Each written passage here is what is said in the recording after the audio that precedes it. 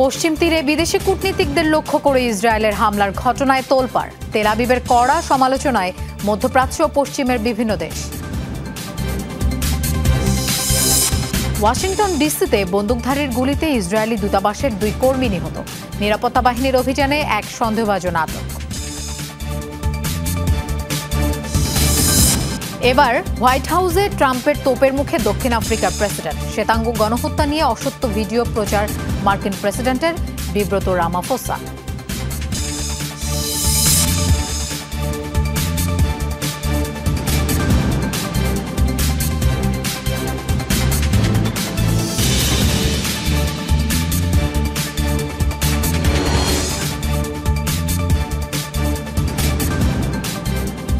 এতক্ষণ শিরোনাম দেখছিলেন, আপনাদের সঙ্গে থাকছি আমি মৌসুমী আহমেদ লোপা। যাচ্ছি পুরো খবরে। দখলকৃত পশ্চিম তীরে বিদেশি কূটনীতিকদের লক্ষ্য করে হামলার জেরে চলছে তোলপাড়। বুধবার জেনে নিয়ে পর্যবেক্ষক দলের অবস্থানে গুলি ছোড়ে ইসরায়েলি বাহিনী। এই ঘটনাকে অগ্রহণযোগ্য আখ্যা দিয়েছে রাশিয়া, চীন, সৌদি আরব, ফ্রান্স, স্পেন সহ এশিয়া ইউরোপের দেশগুলো। তেল আবিবের সাফাই, কূটনীতিকরা অনুমতিবিহীন অঞ্চলে প্রবেশ করায় গুলি ছুড়ে সতর্ক করেছে সেনারা। মানবিক পরিস্থিতি পর্যবেক্ষণে দখলকৃত পশ্চিম তীরের জেনিন সফরে যান বিদেশি কূটনীতিকদের দলটি। 20 জনের দলে ছিলেন চীন, রাশিয়া, জাপান সহ মধ্যপ্রাচ্য ও ইউরোপের বেশ কয়েকটি দেশের প্রতিনিধিরা। বুধবার স্থানীয় সময় দুপুর 2টার দিকে জেনিন শরণার্থী শিবিরের প্রবেশপথে অবস্থান করছিলেন তারা। ফিলিস্তিনি কর্তৃপক্ষ ব্রিফ করছিল তাদের। হঠাৎ শুরু হয় গোলাগুলি। মুহূর্তেই ছড়িয়ে পড়ে আতঙ্ক। অবশ্য হতাহত হয়নি কেউ। ইসরায়েলের এমন উদ্ধত আচরণের তীব্র নিন্দা জানিয়েছে Germany, Portugal, Norway, Ireland, Canada, Mexico, Jordan, Qatar, মিশর ও সৌদি আরব। অবিলম্বে তদন্তের দাবি জানিয়েছে তুরস্ক। নিজ নিজ দেশে ইসরায়েলি রাষ্ট্রদূতদের তলব করেছে ফ্রান্স, স্পেন, যুক্তরাজ্য ও উরুগুয়ে। হামলার ঘটনার ব্যাখ্যা চায় ইতালি। ইসরায়েলের প্রতিরক্ষা বাহিনী সতর্কতামূলক ব্যবস্থার কথা বলছে, অথচ তা কিন্তু গুলি ছিল এবং কূটনীতিকদের লক্ষ্য করে। অবশ্য ইসরায়েলের প্রতি এই ঘটনার তদন্ত এবং দায়ীদের জবাবদিহিতার আওতায় আনার দাবি জানায়। এমন ঘটনা অত্যন্ত দুঃখজনক এবং অগ্রহণযোগ্য। ইসরায়েলের কাছে এর ব্যাখ্যা চেয়েছে জাপান সরকার। একই সাথে প্রতিরোধমূলক ব্যবস্থার দাবিও জানিয়েছে। এই ঘটনায় দুঃখ প্রকাশ করেছে ইসরায়েল। দেশটির সেনাবাহিনীর দাবি, অনুমোদিত রুট ব্যবহার করেনি কূটনীতিকরা। এমন এলাকায় প্রবেশ করেছেন যার অনুমতি ছিল না। সে কারণেই ছোড়া হয়েছে সতর্কতামূলক গুলি। ডরথি তাসরিন, যমুনা নিউজ। গাজায় চলমান অভিযান শেষ হলেও পুরো উপত্যকার নিয়ন্ত্রণ থাকবে ইসরায়েলের হাতে, এমন দাবি করেছেন দেশটির প্রধানমন্ত্রী বেনিয়ামিন নেতানিয়াহু। হামাসকে নির্মূল না করা পর্যন্ত লড়াই চলবে বলে হুঁশিয়ারি দিয়েছেন আবারও। বুধবার জেরুজালেমে ঘণ্টাব্যাপী সংবাদ সম্মেলনে অংশ নেন নেতানিয়াহু। হামাসের হাতে বন্দী বাকি ইসরায়েলিদের মুক্তির বিনিময়ে অস্থায়ী যুদ্ধবিরতিতে রাজি বলেও জানান। গাজায় যুদ্ধ পুরোপুরি শেষের জন্য আবারও কতগুলো শর্ত জুড়ে দেন নেতানিয়াহু। বলেন, সব জিম্মির মুক্তি, হামাসের নিরস্ত্রীকরণ এবং হামাসের শীর্ষ নেতাদের গাজা থেকে বিতাড়িত করতে হবে। ফিলিস্তিনিদের গাজা থেকে সরিয়ে অন্যত্র পুনর্বাসনের ডোনাল্ড ট্রাম্পের পরিকল্পনা বাস্তবায়নের পক্ষেও কথা বলেন।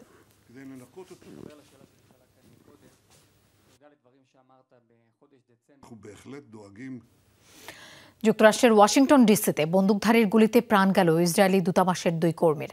স্থানীয় সময় রাত 9টার দিকে ক্যাপিটাল জিউইশ মিউজিয়ামের বাইরে হয় এই ঘটনায়। নিহতদের মধ্যে একজন নারী। আটক করা হয়েছে সন্দেহভাজন এক ব্যক্তিকে।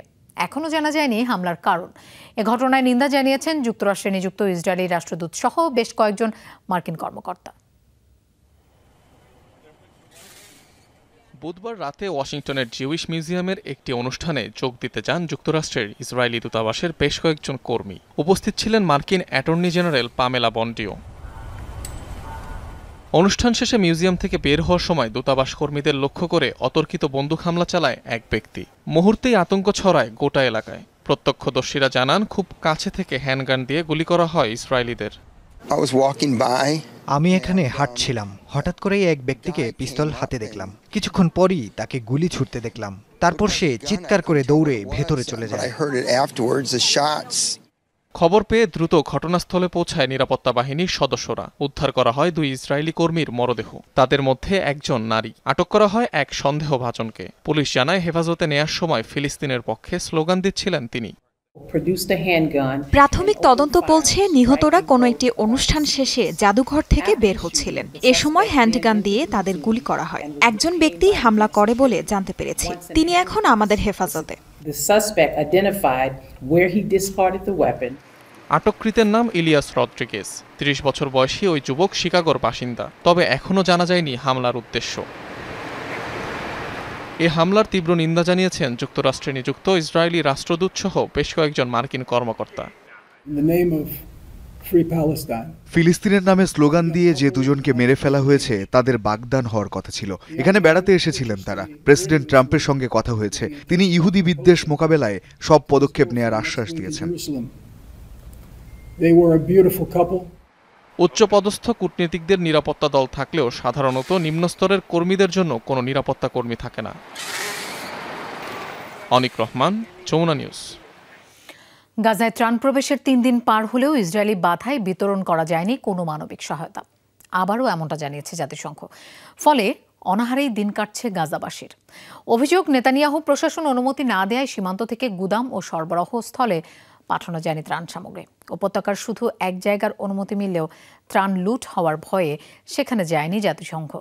ঘণ্টার পর ঘণ্টা কেরেম শালোম ক্রসিংয়ে দাঁড়িয়ে প্রায় 200 ট্রাক। চাপের মুখে গড়ে প্রতিদিন 100টি ত্রাণবাহী যানবাহন প্রবেশের অনুমতি দিয়েছে তেল আবিব। শর্ত, কোনো জ্বালানি বা পরিচ্ছন্নতা সামগ্রী ঢোকানো যাবে না।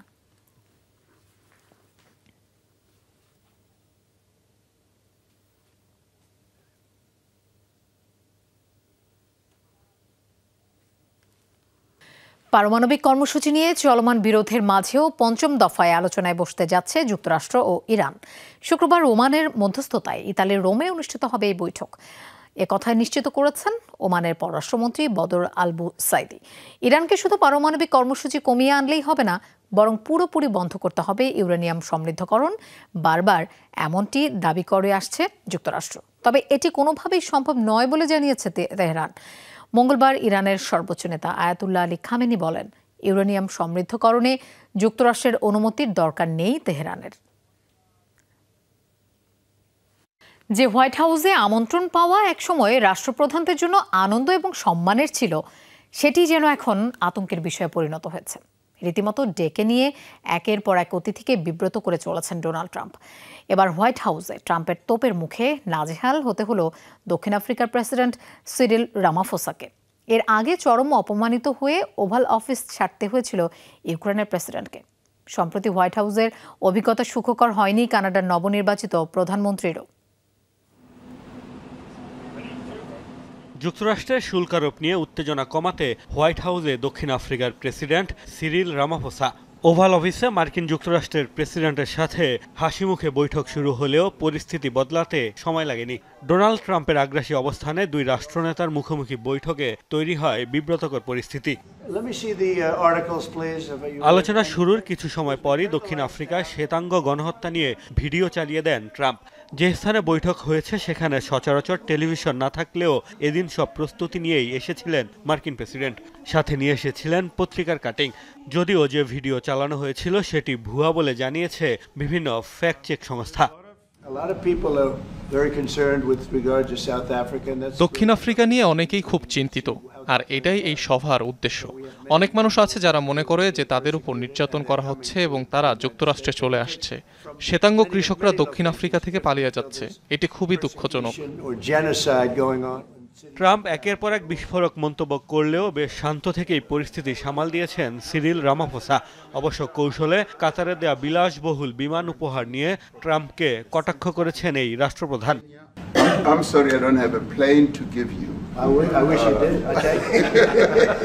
এর আগে গত ফেব্রুয়ারিতে ডোনাল্ড ট্রাম্প ও ভাইস প্রেসিডেন্ট জেডি ভান্সের আগ্রাসী আচরণে চরম অপমানিত হতে হয়েছিল ইউক্রেনের প্রেসিডেন্ট ভলোদিমির জেলেনস্কিকে।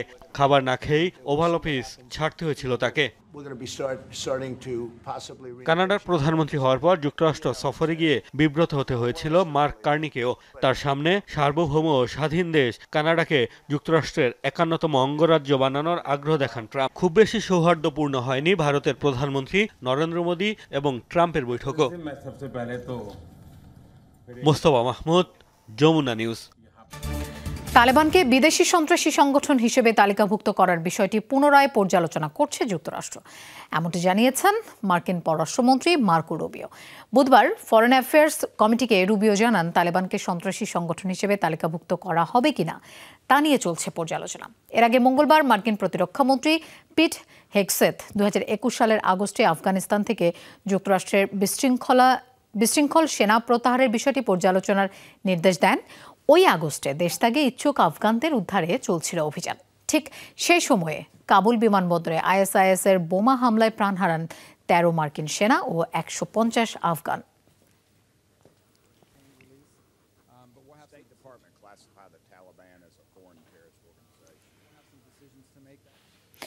কাতারের উপহার হিসেবে দেয়া বিলাসবহুল বিমান আনুষ্ঠানিকভাবে এয়ারফোর্স ওয়ানের জন্য গ্রহণ করেছে যুক্তরাষ্ট্র। বোয়িং 747 মডেলের বিমানটিকে সমস্ত নিয়মকানুন মেনে গ্রহণ করা হয়েছে বলে জানিয়েছে মার্কিন প্রতিরক্ষা দফতর পেন্টাগন। তবে প্রেসিডেন্টের সরকারি আকাশযান এয়ারফোর্স ওয়ান হিসেবে ব্যবহারের আগে বিস্তর সংস্কারের মধ্যে দিয়ে যেতে হবে বোয়িং এর 8000 নটিক্যাল মাইলের কুইন অফ দ্য স্কাইকে।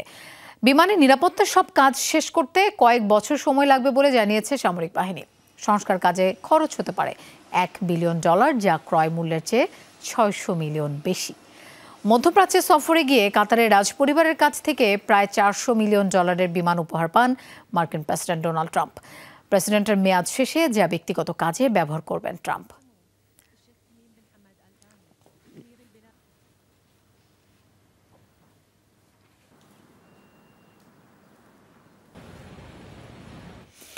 চীনের আনহুই প্রদেশে মুহূর্তেই ধসে পড়ল 600 বছরের প্রাচীন ভবনের ছাদ। ব্যাপক ক্ষতিগ্রস্ত ঐতিহাসিক ড্রাম টাওয়ার। রাজধানী বেইজিং থেকে 200 মাইল দূরে ফেং ইয়াং কাউন্টিতে অবস্থান ঐতিহাসিক স্থাপনাটির। প্রত্যক্ষদর্শীর ক্যামেরায় ধরা পড়েছে ভবন ধসের চিত্র। সোমবার স্থানীয় সময় সন্ধ্যা 6:30টায় এই ঘটনা ঘটে। মুহুর্মুহু ধসে পড়ে ছাদের পূর্ব পাশের টালিগুলো। কাছাকাছি হলেও নিরাপদ দূরত্বে ছিলেন পর্যটকরা, তাই হতাহতের খবর মেলেনি। চীনে পর্যটকদের কাছে বহুল জনপ্রিয় ঐতিহাসিক ভবনটি 1375 সালে মিং রাজত্বকালে তৈরি হয়েছিল এটি।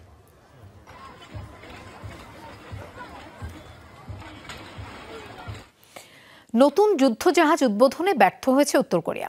5000 টন ওজনের সেই শক্তিশালী ডেস্ট্রয়ারটি পানিতে নামানোর আগেই দুর্ঘটনার কবলে পড়ে যুদ্ধযানটি। এ ঘটনায় ক্ষোভে ফুঁসছেন দেশটির সর্বোচ্চ নেতা কিম জং উন। দেশ ভাবমূর্তি ক্ষুণ্ণ হয়েছে দাবি করে সংশ্লিষ্ট কর্তৃপক্ষকে সর্বোচ্চ শাস্তি দেওয়ার হুঁশিয়ারি দিয়েছেন তিনি। উত্তর কোরিয়ার নৌবহরে যুক্ত হওয়ার কথা ছিল 5000 টন ওজনের শক্তিশালী যুদ্ধজাহাজের।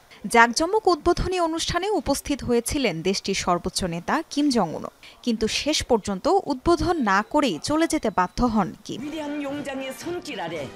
দেশটির পূর্বাঞ্চলীয় চংজিন বন্দরে পানিতে নামানোর আগেই দুর্ঘটনার কবলে পড়ে নতুন এই ডেস্ট্রয়ারটি। কাত করে পানিতে নামানোর সময় জাহাজটি ভারসাম্য হারায়। দুর্ঘটনার ফলে মারাত্মক ক্ষতিগ্রস্ত হয়েছে যুদ্ধজাহাজটির নিচের অংশ।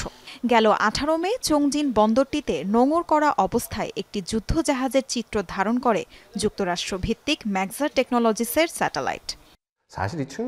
সাইড লঞ্চিং পদ্ধতি ব্যবহারের সুবিধা হলো খুব সীমিত জায়গাতেও জাহাজ পানিতে নামানো যায়, কিন্তু সেটা শুধুমাত্র ছোট কিংবা মাঝারি আকৃতির জাহাজের ক্ষেত্রে প্রযোজ্য। উত্তর কোরিয়ার অভিজ্ঞতার সীমাবদ্ধতার কারণে তারা 5000 টন ওজনের বিশাল যুদ্ধজাহাজ কাত করে পানিতে নামিয়েছে। ভুল পদ্ধতির ফলে জাহাজটি পানিতে ভেসে থাকার ক্ষমতা হারিয়ে ফেলেছিল। উত্তর কোরিয়ার সামরিক বাহিনীর গুরুত্বপূর্ণ মিশন ব্যর্থ হওয়ায় দেশের ভাবমূর্তি নষ্ট হয়েছে বলে ক্ষোভ ঝেড়েছেন কিম জং উন। সন্ত্রাসী কর্মকাণ্ডের সাথে তুলনা দিয়ে কিম দায়িত্বরতদের চড়া মাশুল দিতে হবে বলেও হুঁশিয়ারি দেন। সেই সাথে আগামী জুন মাসের মধ্যে যুদ্ধজাহাজটি পুনরায় মেরামতের আলটিমেটামও বেঁধে দেন তিনি। উত্তর কোরিয়ার শক্তিশালী ডেস্ট্রয়ার উদ্বোধনে পুরো বিষয়টি গোয়েন্দা তথ্য ব্যবহার করে পর্যবেক্ষণ করা হচ্ছে বলে জানিয়েছে প্রতিবেশী দেশ দক্ষিণ কোরিয়া। শুরু থেকেই সিওল ও মার্কিন গোয়েন্দা সংস্থাগুলো উত্তর কোরিয়ার শক্তিশালী যুদ্ধযান উৎক্ষেপণের সমস্ত কার্যক্রম গভীরভাবে পর্যবেক্ষণ করছিল। তাদের মিশন ব্যর্থ হয়েছে, সমুদ্রে উল্টো হয়ে পড়ে আছে। আকার ও সক্ষমতা বিবেচনায় ধারণা করা হচ্ছে যুদ্ধজাহাজটি চো হিয়ন যুদ্ধজাহাজের সমতুল্য। গেল মাসে চো হিয়ন নামে আরেকটি মাল্টিপারপাস ডেস্ট্রয়ার উদ্বোধন করে পিয়ংইয়ং। উত্তর কোরিয়ার নিজস্ব প্রযুক্তিতে তৈরি সে যুদ্ধজাহাজের ওজনও ছিল ৫,০০০ টনের বেশি। ৮২টির বেশি ক্ষেপণাস্ত্র ছোড়ার পাশাপাশি পারমাণবিক মিসাইলও উৎক্ষেপণে সক্ষম চো হিয়ন। তাসরিয়ান সোবহান, যমুনা নিউজ। তাৎক্ষণিকভাবেই বক্তার কথা শ্রোতা শুনতে পারবে নিজের পছন্দের ভাষায়। এমনই এক ফিচার নিয়ে এলো মার্কিন প্রযুক্তি প্রতিষ্ঠান গুগল। প্রতিষ্ঠানটির ভিডিও কনফারেন্সিং সেবা গুগল মিটের এই ফিচারে অপরিবর্তিত থাকবে বক্তার কণ্ঠস্বর, বাচনভঙ্গি এবং আবেগ। আপাতত ইংরেজি ও স্প্যানিশ ভাষা থাকলেও শিগগিরই ইতালিয়ান, জার্মান ও পর্তুগিজ ভাষা যুক্ত হবে। দাদা দাদি স্প্যানিশ, কিন্তু নাতি নাতনির জন্ম যুক্তরাষ্ট্রে। কেউ বোঝে না কারো ভাষা, বাবা মা বা অন্য কারো সাহায্য ছাড়া অসম্ভব ভাবের আদান প্রদান। এবার এই সমস্যার সমাধান নিয়ে এসেছে মার্কিন প্রযুক্তি প্রতিষ্ঠান গুগল। গুগলের ভিডিও কনফারেন্সিং সেবা গুগল মিট নিয়ে এসেছে এমনই একটি ফিচার যা ভাষার বাধা দূর করে যোগাযোগকে আরও সহজ করে তুলবে। বক্তা যখন একটি নির্দিষ্ট ভাষায় কথা বলবেন, মিট সঙ্গে সঙ্গে সেটিকে অনুবাদ করবে শ্রোতার পছন্দের ভাষায়। আর গুগলের তৈরি এআই মডেল জেমিনাই এর মাধ্যমেই করা হবে এই কাজ। প্রতিষ্ঠানটির দাবি, এই স্পিচ ট্রান্সলেশন ফিচারে বক্তার কণ্ঠস্বর, কথা বলার ভঙ্গি ও আবেগ ঠিক যেমন আছে তেমনই থাকবে। অনুবাদ হলেও তা যান্ত্রিক শোনাবে না, মনে হবে বক্তা নিজের কণ্ঠেই কথা বলছেন, শুধু ভাষাটা বদলে গেছে। মঙ্গলবার গুগল আইও সম্মেলন ২০২৫-এ প্রযুক্তি প্রতিষ্ঠানটির প্রধান নির্বাহী কর্মকর্তা সুন্দর পিচাই বিশ্বের সামনে তুলে ধরেন আকর্ষণীয় এই ফিচারটি। দেখান একটি ডেমো ভিডিও যেখানে সহজেই পরিবর্তন করা যাচ্ছে বক্তার ভাষা। ফিচারটি আপাতত ইংরেজি ও স্প্যানিশ ভাষাতেই কাজ করছে, তবে গুগল জানিয়েছে কয়েক সপ্তাহের মধ্যে এতে যুক্ত হবে ইতালিয়ান, জার্মান ও পর্তুগিজ ভাষা। ভবিষ্যতে নিজের পছন্দের যে কোনো ভাষায় ফিচারটি পাওয়া যাবে বলে আশা ব্যবহারকারীদের। তবে গুগল মিটের ফ্রি ভার্সনে এখনও পাওয়া যাচ্ছে না এই ফিচার। শুধু এআই প্রো ও এআই আলট্রা সাবস্ক্রিপশন ব্যবহারকারীদের জন্য চালু হয়েছে এটি। তবে গুগল জানিয়েছে ব্যবসায়িক ব্যবহারকারীদের জন্য মিটে ফিচারটি আরও বিস্তৃত করার কাজ করছে তারা। আর এবছরই ওয়ার্কস্পেস গ্রাহকদের মধ্যে শুরু হবে প্রাথমিক পরীক্ষা। রেজবানা সাইমা, যমুনা নিউজ।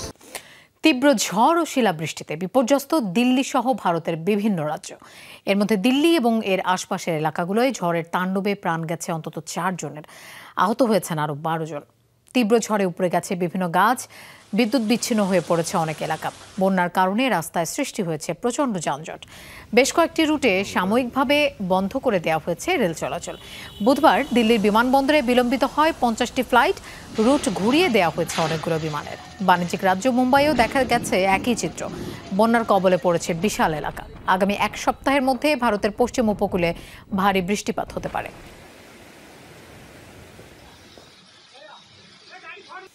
খাঁচায় বন্দি না হয়েই পোষ মেনেছে বনের মুক্ত পাখি। মিশরীয় যুবকের ভালোবাসার মায়াজালে ধরা পড়েছে আকাশের মুক্ত বিহঙ্গ। একটি ঘুঘুর সাথে আব্দুল রহমান ইসমাইলের অন্তরঙ্গতা প্রমাণ করেছে ভালোবাসা দিয়ে অবুঝ প্রাণীরও মন জয় সম্ভব।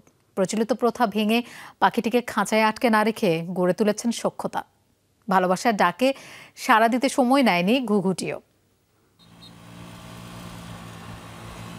মিশরের রাজপথে মোটরসাইকেল দাপিয়ে বেড়াচ্ছেন 23 বছর বয়সী আব্দুল রহমান ইসমাইল, আর তাকে সঙ্গ দিচ্ছে ধবধবে একটি সাদা ঘুঘু। কোনো ধরনের ফাঁদ নয়, ঘুঘুটি ধরা দিয়েছে ইসমাইলের ভালোবাসায়। ঘুঘুটিকে আদর করে বন্ডক নামে ডাকেন ইসমাইল। ভালোবাসার বন্ধন এতটাই নিবিড় যে বুকে পিঠে পাখিটির ছবি ও নামসহ টি-শার্টও তৈরি করেছেন তিনি। 3 বছর ধরে ঘুঘু পাখিদের প্রশিক্ষণ দিই। কোনো শিকলে না বেঁধে পাখিদের মুক্তভাবে ওড়ার স্বাধীনতা থাকে। এমনভাবে ওদের ট্রেনিং চলে যেন উড়ে গেলেও শেষে আমার কাছেই ফিরে আসে, আমার ডাকে সাড়া দেয়। মোটরসাইকেলে চড়লেও আমাকে অনুসরণ করে। আব্দুল রহমান ইসমাইল একই সাথে জিমন্যাস্টিক ও পাখি প্রশিক্ষক। ইসমাইল ঘুঘুদের পরিচিত শব্দের সাড়া দেয়া শেখানোর চেষ্টা করেন। তার প্রশিক্ষণে নির্দিষ্ট সময়ে ঘরে ফিরে আসে পাখিগুলো। এত পাখির মাঝেও বন্ডককে একটু বেশি ভালোবাসেন ইসমাইল। প্রতি মুহূর্ত তার পাশে থেকে সে ভালোবাসার জানান দেয় 1.5 বছর বয়সী বন্ডকও। ঘুঘু উড়ে গেলে তাদের নির্দিষ্ট স্থানে ফেরানো কঠিন এক ব্যাপার। প্রশিক্ষণের চেয়েও আপনি ওদের কতটা ভালোবাসেন এবং ওরা আপনার ভালোবাসা কতটুকু গ্রহণ করেছে তার উপর নির্ভর করে ঘুঘু উড়ে চলে যাবে নাকি আপনার কাছেই বারবার ফিরে আসবে। গত 3 বছরে ফ্রি ফ্লাইং স্টাইলে ঘুঘু পালতে যেয়ে বহু পাখি হারিয়েছেন ইসমাইল। আবার অনেক পাখি ভালোবাসার মায়াজালে বন্দী হয়েছে। বন্ডক সহ তার কাছে থাকা পাখিদের যত্ন নেয়ার মাধ্যমেই কেটে যায় ইসমাইলের সারা বেলা। তাসরিয়ান সোবহান, যমুনা নিউজ। দর্শক, এই ছিল যমুনা আইডেস্কে, আর এতক্ষণ সাথে থাকার জন্য ধন্যবাদ সবাইকে।